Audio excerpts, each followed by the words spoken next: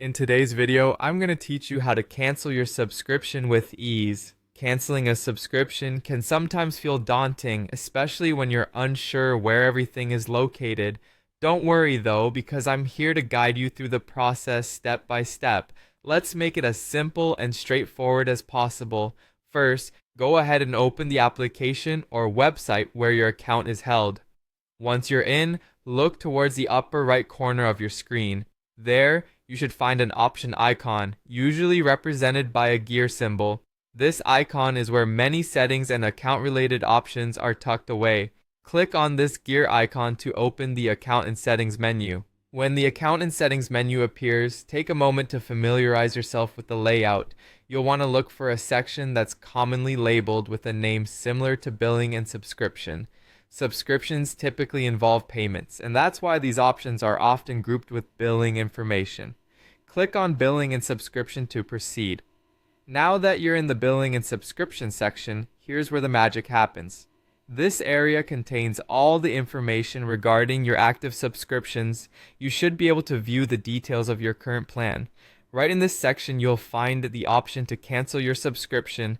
It's essential to make sure you're selecting the correct subscription if you have multiple, so double check the details before proceeding. After clicking cancel subscription, don't be surprised if you're prompted with a series of questions or confirmations. These prompts are standard procedure designed to ensure that the cancellation process is intentional and not done in error.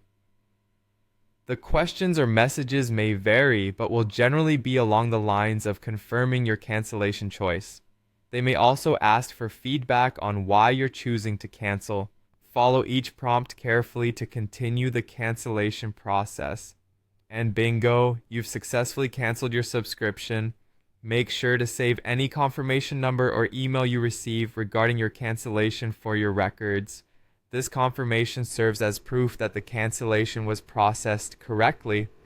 So, there you have it. You've now learned how to navigate through the menu, locate your subscriptions, and cancel with confidence. If at any point you wish to reactivate the subscription or explore other plans, you can revisit the same billing and subscription section. Thank you for following along, and I hope this walkthrough helps simplify the process for you.